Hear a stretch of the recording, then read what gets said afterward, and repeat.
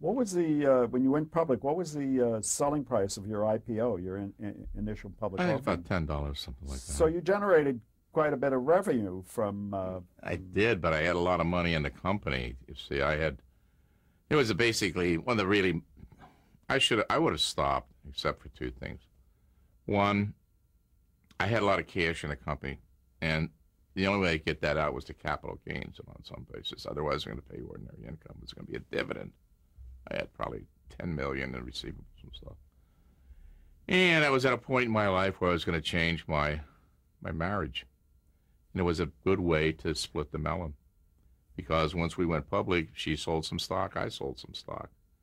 And that took care of her, that took care of me, and it got a chunk of money out of the business.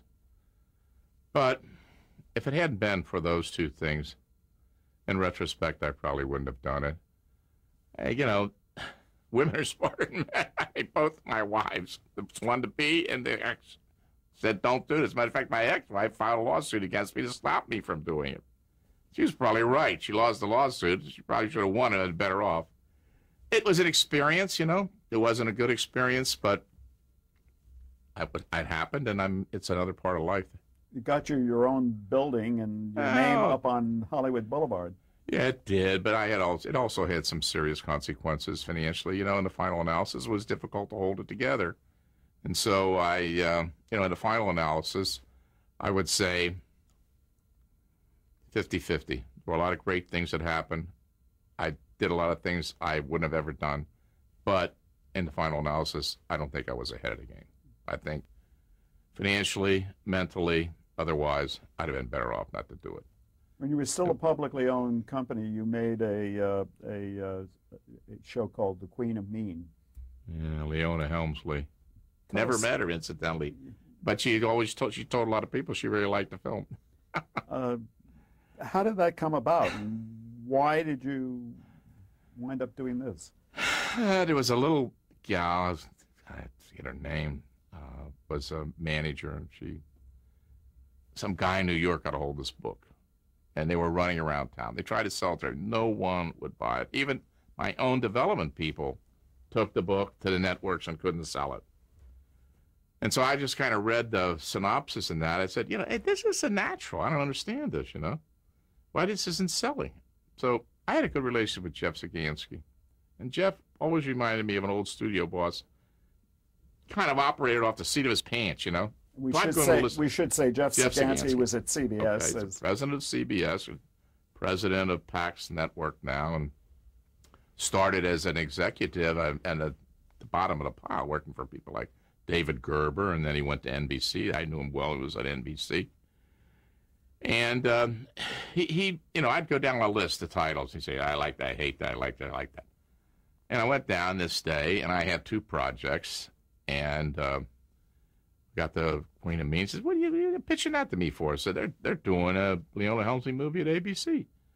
I said, yeah, but, it isn't done yet. I said, I think that we have a great title, that we have we've got good subject matter, and I can make this picture, and I can beat ABC.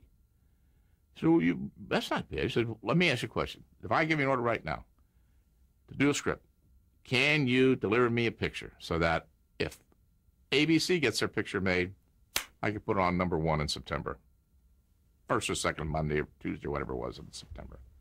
I said, yeah, give me a shot. So I hired a writer, guy from Dynasty. Joan Collins was kind of tentatively attached to this to play Leona. And the guy took this book, he wrote a script in 4 weeks. I mean, this was like April or May. And they took one look and said, we love it. Boom, let's go. So pretty soon, Joan Collins is it's interesting. We lived in a cul-de-sac. Joan lived on one side of the cul-de-sac. Ava and I lived on the other. She's right across the driveway. We're talking back and forth. But she's now having problems because she committed to a play. She was thinking, when this gets made, I can move the schedule around, but we're now on a critical path. We're calling this thing, Project QM or something or other, so no one knows. And she's faltering. So I said, Jeff, we got to get somebody else. And we agreed on Suzanne Plachette, who turned out to be brilliant in the piece. But Anne Bancroft was signed to do the ABC project. When she heard that there was another project going on, she said, I'm not doing a competitive project. We get it. So, and all of a sudden, we have a real clear shot. I think we made a great picture. Lloyd Bridges, you know, here we are back in 1952 at Sea Hunt. Now it's 1990, whatever it is. And here's old Lloyd and Chuck working again together, you know. And I have to tell you one little insight on him, and then Lloyd calls me up. He said, Chuck, you know, these guys only would pay me $125,000. I said, well, Lloyd, you only worked half the picture. You only worked 10 days. He says, yeah, but, you know, I should get more money, and I got my own suits and overcoat. And I got one that matches that camel hair haircut, like overcoat, like Harry Helmsley. I said, Lloyd, I'm happy you got the wardrobe, but, you know, nobody's going to be approved more than $125,000. So, fade out. I'm over in Warner Brothers boardroom. We're having a meeting on financial interest and syndication. A lot of different, you know, production company executives around the table. My son calls me. He says, Dad, this guy Lloyd Bridges is still giving us a problem. I said, look, you tell him right now, 125, that's it. Take it or leave it. He said, but, you know, he's got this wardrobe. I said, I don't give a damn about his wardrobe. So Mel Blumenthal is sitting over there. He says, what are you talking about, Lloyd Bridges and wardrobe? I said, yeah. He said, he's got 5 suits and an overcoat. He said, I bought those for him for the Capital Series. So I said, well, I'm sorry, but I think we're going to get good use out of him. After the picture, Suzanne sent me a picture of Harry and Leona, Harry in his camel hair coat and so forth and so on, and a picture of she and Lloyd side by side. And I got to tell you, it's unbelievable, the similarities. She had a prosthetic teeth made so she would have the overbite. I mean, and she was terrific. She had 50 or 60 changes. I don't know what the wardrobe bill was. It was unbelievable, but it had great ratings. And a lot of producers get upset when they're like pushed to deliver, you know. I've always felt that that's a positive thing, that that's something you should do, that because the medium is a time-sensitive medium, you know, that it's if it works for everyone, they're putting up $2 or $3 million for a movie, you know, deliver for the time period that they can use it. It's part of the game. So I love it because we got a very late order. We put together a great picture. We got it made. We delivered it. It had good ratings. And in the final analysis, we beat somebody else. Right. Because I got beat a lot of times. I asked myself, this is fun to beat someone else for a change, you know? In 1991, Frieze Entertainment went bankrupt. Is right. that the low point in your career? Yeah, that was a low point, actually. I hated it. But, you know, it was an unfortunate thing. That's why I say this public offering thing was, it had its good points, but it was terrible. It was terrible. I mean, I hated it. You know, I recovered from it. Oddly enough, it was an interesting time because there were so many people, proud people, you know, Mario Casar, Andy Vanya, Dino De Laurentiis, Jerry Weintraub, you name them, 23 companies. And what happened is, and like, you know, jerks, we were on the sideline watching this and not realizing it. There was so much money being poured into the industry by the investment bankers and by the Credit Lyonnais Bank that it overinvested. It was an oversupply of money. So there was more product being made, more than possible. And we got into a couple of business plan situations they should have never been in. I was in a business I shouldn't have been in. You know, I'm in the home video business. I shouldn't have been in it. I wasn't a student of the home video business. I did pretty good in television distribution, but the first package of movies I distributed brought $800,000 a movie. In 3 years, we were down to $350,000. So the market turned on us, and it went boom. We didn't react fast enough, but I should have never filed. I sold more product, collected more money after that. It was unbelievable. The bank got whole. I should have never filed. You know what they say? I blinked. They put the crunch on me. I blinked. I shouldn't have blinked. Remember, don't blink. I'll try to remember. I'd be remiss if I didn't ask you about your current projects. Well, as a part of the resolution of Freeze Entertainment, I ended up with access to all the exploitation, all the rights in the pictures that had been produced, and all the development projects were on the books. So, you know, I have a lot of things to work with. And right now I have that Flying Nun project at Disney. I have 2 independent pictures. I made a film called Flowers in the Attic. I have the sequel set up to do in Canada. 93, I made a film called Screamers with Peter Weller, sci-fi film. I've written the new script. That's set up to be done in Canada. And I've got a lot of other things. But, you know, I'll tell you quite honestly, Maury, at a point in my life, I don't want to work as hard as I did before. So I do kind of like the things I want to do. I don't want to be at a point where I can't physically do some vacations and cruises. And our wife is has a very successful divorce. She has a lot of money. We both like to do things.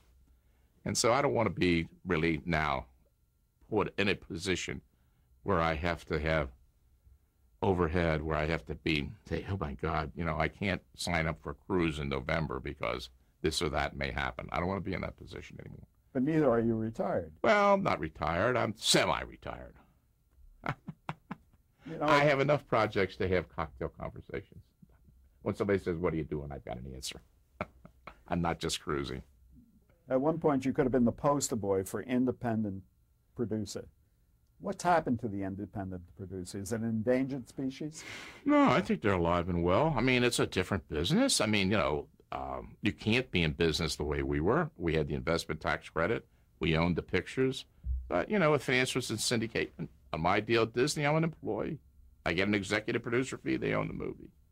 So it's a whole different ballgame. You see this morning's paper, Michael Eisner is going to meld the whole production operation of ABC and Disney together. He says, why should we be buying projects from other people? We can produce them ourselves. It's a different business. Most of us independent producers are going to be employees. But on the other side of the coin, in the theatrical business, there's tons of guys out there producing pictures. There's all kinds of financing tricks and gimmicks. And truth of the matter, in some ways it's an easier business than television because you don't have the amount of supervision. And you know, Disney, the guy calls up and says, well, I talked to the writer. What are you talking to the writer for? I'm a producer. Are you development? Well, you know, I'm an employee. You know, if I was independent, I'd go and punch him out. For many years, you were the chairman of the executive committee of the Caucus for Producers, Writers, and Directors. And one of the things you guys always discussed was this coming of the time when you were just going to be working for the networks. Yeah, it happened. And that's what's happened? Well, you know, we fought the financiers. We fought the, what's the word I'm looking for? Revocation of the financial syndication rule going all the way back to, well, Reagan was in office, what, 80 to 88, right? Mm-hmm. So around, the networks lost the battle on FISR in 1970. 10, 12 years later, they're right back trying to change it back. Well, luckily we had a guy like Reagan in the White House, and, you know, Lew Wasser could make a few calls since he was his client, and we stopped it. But the second time around, you couldn't stop it. It was rolling. And, you know, they live with it now. The studios make, you know, co-financing, co-distribution deals, and networks. When somebody takes domestic, somebody takes foreign, they each put up the money. It's pretty much what we called was going to happen, but what are you going to do? We're employees, you're right. That's where it's at. I mean, I don't have to worry because it's the younger people that can't accomplish the things we did. Why did you take such an active role in industry affairs? As I'm a joiner. I love that. I love it. I think, first of all, I think it's an opportunity to put something back in. If you've had a lot of experience, you've made sufficient monies that you can, you know, make your way. I think it's a responsibility. American Film Institute, teaching young guys, all young writers, producers, directors, art directors. My wife and I both work at the Center Theater Group. We work very much in putting out the legitimate theater through an organization called Performing for Los Angeles Youth. You know, I think the Producers Guild needs a lot of support. it's always on the ropes because it doesn't have a collective bargaining agreement, and so it needs people like myself to go out there and get on the forefront and try to help. And the caucus, to me, has been, as much as it's dealt with issues, it's been a great kind of organization for, I used to love to go to a caucus. Every quarter we have a membership meeting. I instituted that when I was chairman because it was great to go and talk to guys. You learn what's going on. You find out a lot at these meetings because people share with you the experiences they're having. And that's a big help. You find out who's having trouble with this writer, who's having problems with NBC, who's having problems with his casting director of the network. It was very valuable. But also, I love the camaraderie of all the people. I would lunch with Roger Kimball yesterday. We've been at a caucus together for 20-some-odd years. And it's Bob Finkel who sat in his chair. It just was a wonderful, it's like belonging to a fraternity or something. Do you watch television now? And not as much as I used to. Well, I read a lot of books. When you see some shows on television, in terms of the sexual content, are you somewhat surprised, if not appalled? No. Did you operate under different kinds of restrictions? Well, yeah, I have my feelings about this, but I think the younger generation is a different point of view on this. We send them all sex education in the 3rd grade. My kids are going to Beverly schools and they're learning all about sex, and they knew more than a lot of other people when they were in the 4th grade. So I think we've given our younger generation a completely different attitude about sex than we have as older. I know people get upset about things they do and friends and mad about you and all this type of thing, but that I don't think that's. I'm more concerned about and I find this difficult to deal with because some of the feature pictures I have a lot of violence in them. But I find myself more concerned about violence than I have about sex. I think sex is a pretty natural thing. I've enjoyed it all my life. And I don't think it's ever being in television. I really think it's tame. It's when you get into some of these feature pictures, man, it's unbelievable the things they do there. But they're supposed to be protected, But adults should be able to see that. Why not? I don't have the same problems with that. I honestly don't, as a lot of other people have. And I may be crazy, but that's where I come down. Do you think any of the films that you produced would have been better if they had more sexual freedom? No, because the kind of themes I did really didn't. Most of the themes I didn't really call for that, And I didn't see any reason. I don't see any reason to do that. I don't particularly go out to do movies that have a very strong sexual theme. That's not me. And I don't want to put my name up and have my grandkids look at me doing some porno movie. That's my pride. But I, on the other side of the coin, believe that there's kind of a natural thing going down here. It goes, porno, they get pretty far out, pretty sick. Well, and I don't think it's necessary to do those things on television, even though somebody may do them at home. So if it's going far out, what's going to happen in the future? How do you envision television programming in the future, in the near future? I don't see any problems with it. I think it's great. I really do. I'm not suggesting that there's anything wrong with it, but do you think it's going to become more permissive as we go along? I don't think so. I don't think so, but if it did, I'm not sure. Hey, they've been doing frontal nudity in the United Kingdom for I don't know how long, and I don't think they've turned out any sex maniacs over there. It's a matter of perspective. And I do think that as Americans, we have a tendency to fall back on certain Quakerisms that are like a part of our the fabric of our society. And I understand that everyone is allowed to have their own point of view on this, but mine is that I don't think television is a problem as far as sex is concerned. I don't think they should get too far out on violence, but on the other side of the coin, most of those shows they put on at 9, 10 o'clock at night, so they're not affecting some young people unless, what are the parents here? Where are the parents? My sons and my daughters, they have children. Those kids don't watch television on weeknights unless it's something special. And they make sure what they watch. They monitor that. And I think it's a family responsibility. And Ed Markey said that last night, too. He said, we'll fight what we can in Congress, but it starts with the family. It starts with young people. It starts with giving people the right perspective on life. I don't have any kids that killed anybody, you know? And also, I never had a gun in my house. And I don't to this day.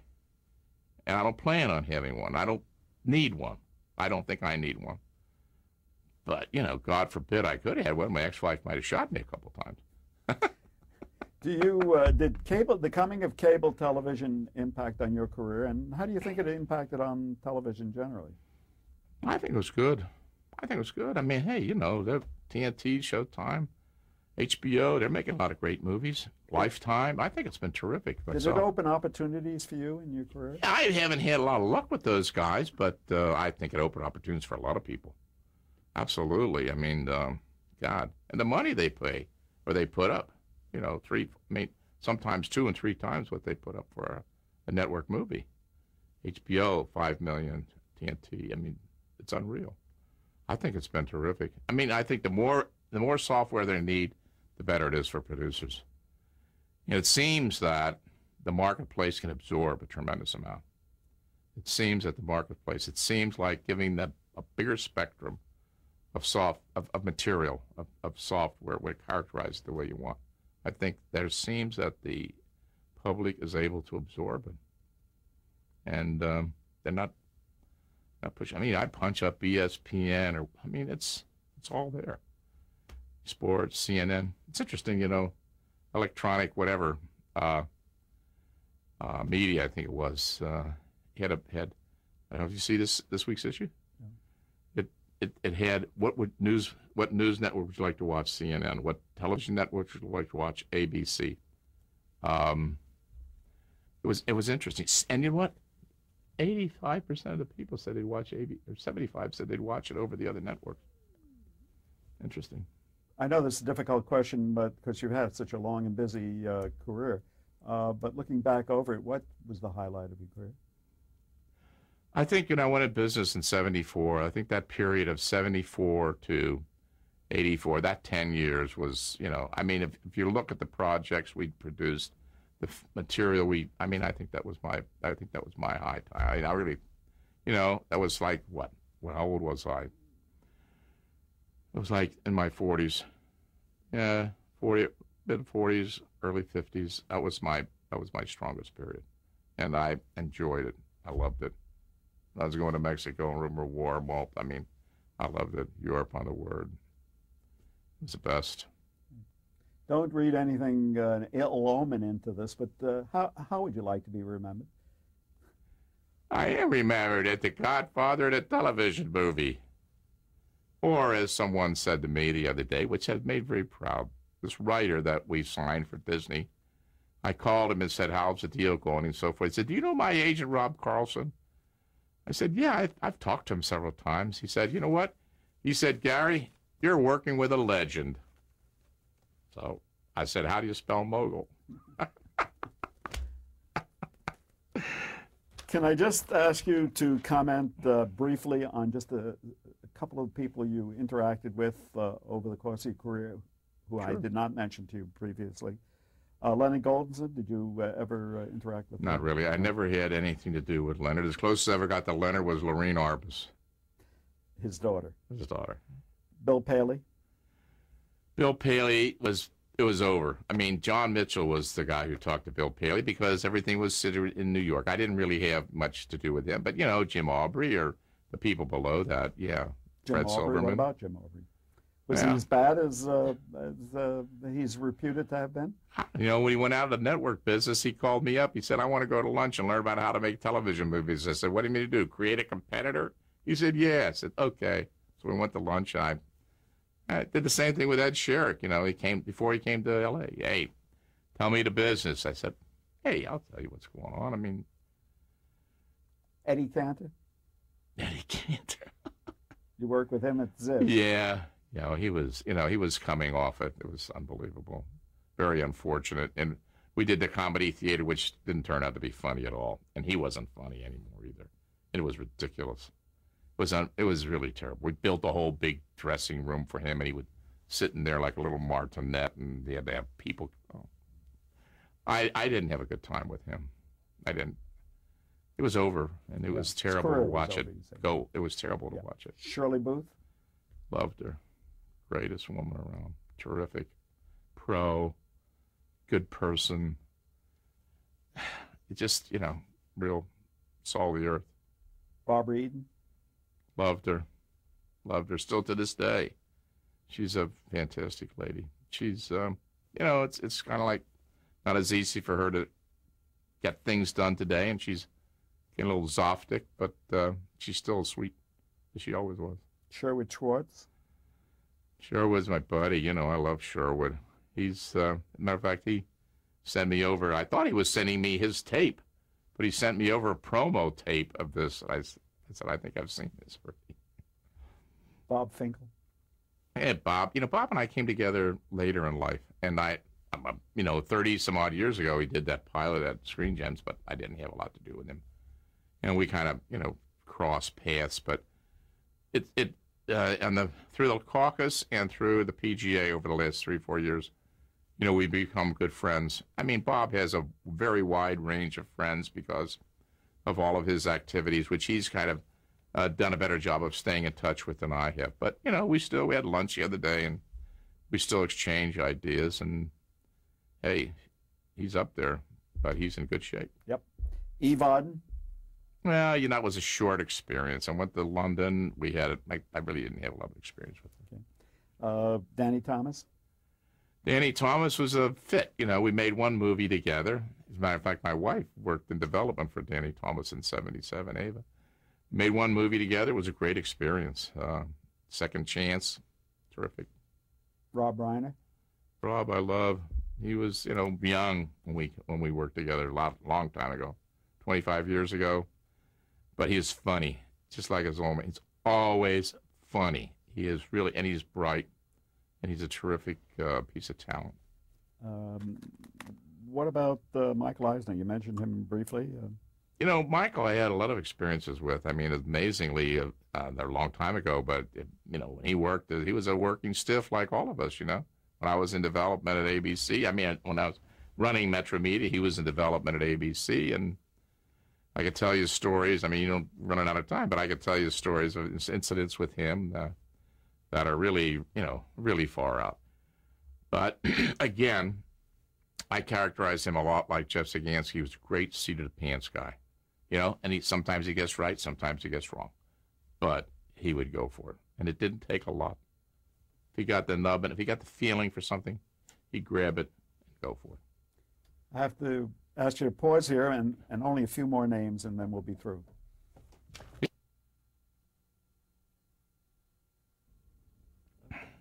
Just a few more names to ask you to relate some personal insights. What about Brandon Stoddard? I did a lot of things with Brandon Stoddard, and I have a lot of respect for him. I started all the way back when he was in daytime, and I did at ABC. We should mention. ABC daytime. He was doing after-school specials, and a guy who's grown since then, Randy Kleiser, Bo Bridges, and Jerry Eisenberg. We had a little book called My Father Lives in a Downtown Motel. We shot it. It was brilliant. $160,000, something like that. From there, I went on. I just never, ever stopped doing business with Brandon because I did a lot of movies at ABC, and I did a lot of them for him while he was there. Matter of fact, I think I made the only 2-picture deal. I had a picture on the Hatfields and the McCoys. I went to lunch with Brandon at the Scandia. He said, look, I have this great movie I want to do called Hey, I'm Alive, but I have a director involved. And people know this guy's name, and I really need somebody to take on this project. His name is Larry Schiller. And I said, well, what are you going to do? He said, I'll tell you what. You do Hey, I'm Alive with Larry Schiller, I'll be Hatfields and McCoys. I said, you got a deal. I never met Larry Schiller in my life, but, I'll go forward. Well, I should have met Larry Schiller before I did that, but I did actually do some other things with him, but he was always a problem. But that was a 2-picture deal. I never ever had that happen before or after. What about Bob Markel? Well, Bob, as I said, Bob was, considered to be one of the best New York art directors, set designers. And he had a relationship with the Moore's office. And these two pictures that were offered to us from CBS, to go to CBS, they assigned Bob as the producer. So we had a very good relationship. We made him on schedule. He was a top producer. He did a really good job. It was the only time in my life I ever saw a wrap party on a pickup truck with joints being smoked. That was the first and last time in my presence. But he then went to CBS as a development executive, and we did The Word with him. We did Rumor of War with him. And we continue to be, some good friends. He's an excellent artist. I don't know how familiar you are with his work, but he does beautiful art, very detailed scenes, unbelievable. And I think he's kind of fallen out of it. I don't know where he is. I've lost track of him. I haven't seen him for quite a few years. But when we worked together, we had a pretty good relationship. I can't tell you toward the end as a CBS development guy that it all was as happy as I would like to have been. But we used to kid because Bob Markel talked so quietly. We used to say that Harold Cohen and Bob Markel are going to do a daytime show. It's called Shh. Because Harold talks like this. I used to have to read his lips. I used to say, well, I put my glasses on so I can hear you, Harold. What about another CBS guy who doesn't speak so quietly, Mike Dan? I never did. He was before my time, really. Yeah. I mean, he was a New York guy. John Mitchell dealt with him. I mean, I had a few meetings with him, but he was a consultant by the time I came online. Right. What about a very colorful New York guy who came out here and made a reputation for himself, Danny Arnold? I love him. We had, he did Bewitched. And it's crazy. He's a horse track guy. He was a racehorse guy. He loved horses. And you couldn't call his office that you didn't hear some horse race being called in the background. But he came to the Screen Gems. He was really in terrible shape. He had done the Tennessee Henry Ford show. Uncle Sam came in, wiped him out. He didn't have enough money. I mean, we were paying him by the day just so he could live. But boy, when he got that one series, he was overbearing, arrogant, only believed that what he thought should be done. But boy, when he got old Barney Miller, he made a fabulous series. I mean, unbelievable. A workaholic and a perfectionist, would you say? Yes, all of those things, and irritable and difficult and, a curmudgeon. Sometimes you didn't want to be around him. But there was always this excitement, And when he had money, he was like, he'd take a whole troop of people, take his race horses and everyone to France. He did this $5,000 a day suite at the Ritz Hotel, and I didn't know. They'd tell us stories about it. Ava knew him pretty well. Well, he had a big place at the Kahala. He was one of a kind. He was one of a kind. Fred Silverman. Hey, Fred Silverman is a mercurial guy. I had wonderful experiences with him, some not too good. But I remember when I went business for myself, I said, hey, Fred, I need a project. Help me. He said, here's a book I gave to David Gerber. He never could get it made. I said, what is that? He said, it's called Foster and Laurie. It's about two cops that were shot up and assassinated on the streets of New York. And I read it. I said, hey, this is terrific. So I called the West Coast. I said, hey, this guy, Fred Silverman on the East Coast, said that he wants to do this movie. He said, well, let us read the book. I said, what do you mean read the book? He says he wants to do the movie. So they committed to a script. And I had a hell of a time casting the black character. We had big differences of opinion. But it's a funny story. I'm sitting in New York at St. Regis listening to Mabel Mercer in his little room. And who sits down next to me? Rex Reed. And I'm kind of schmoozing with him, and he said, what are you doing here? I said, I'm trying to find an actor for this role. He said, there's a young man that's appearing with Betty Davis. We should go see him. I said, I don't know if I have time to see him, but tell me his name. He said, his name is Dorian Harewood. So I got his agent, brought him over to the hotel. I read him, said, you're terrific. I sent him out to West Coast. They loved him. I think it was the first television movie he ever did. And we had a little big rapport because I'm from Cincinnati, and he studied music at the Cincinnati Conservatory. And we've been friends ever since. It was something Fred did for me. You know, then there were times that he was... Very difficult. Yeah, but when he went to ABC, we walked in one day, Malcolm found a book, Time to be Remembered, by Rose Kennedy. Threw the book on the table. This is a story of Rose Kennedy's life. Fred said, we'll do 6 hours. That's why, you know, I love these guys who operate, you know, off their instincts. These people who want 7 acts and 15 pages in the minute-by-minute breakdown drive me crazy. Where's their artistic ability? Don't they trust that you're going to get good writers and good people to do this? I mean, it's child's play. I don't like it. Those guys, that's why they were successful. Because Jeff Sagansky, when he ran CBS, it was #1. Right. You know, and Fred had his problems, you know, when he got to NBC, but he did some good work up to that time. You mentioned a one-of-a-kind character who you work with at Columbia, somebody who you need an interpreter to understand. His name is David Gerber. I didn't actually work with David Gerber. Actually, Gerber followed me. He was, you know, he was there like in the 70s. But I got to know Gerber. We never worked together. But over the years, we've been on the caucus steering committee, the PGA board.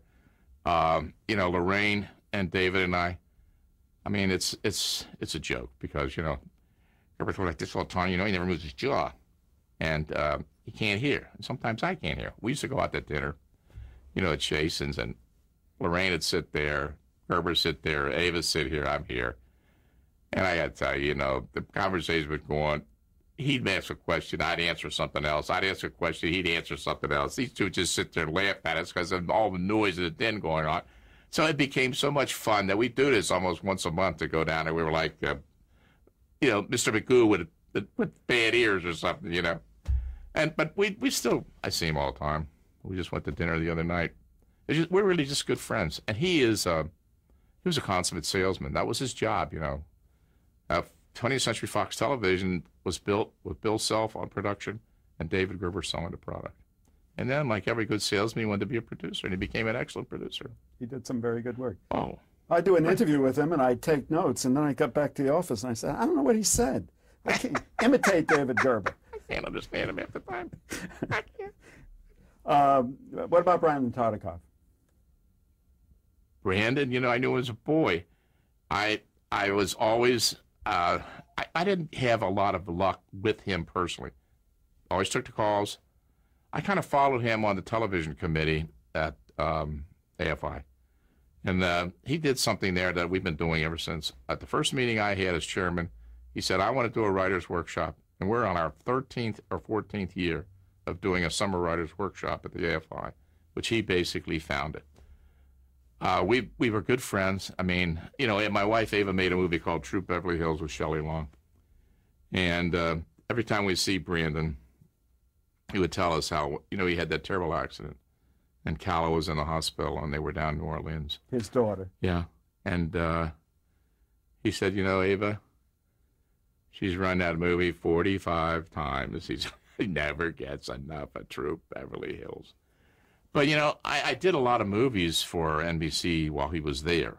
But I never could, you know, sell him any series. He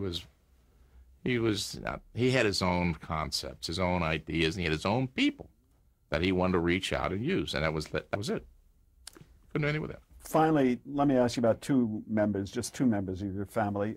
Butch, is he your oldest son? Please? He's your oldest son? Yeah, he's my oldest son. And is he the only one that went into the business? God, no, they're all in the business. They were all in the business. All 8 of them. Right.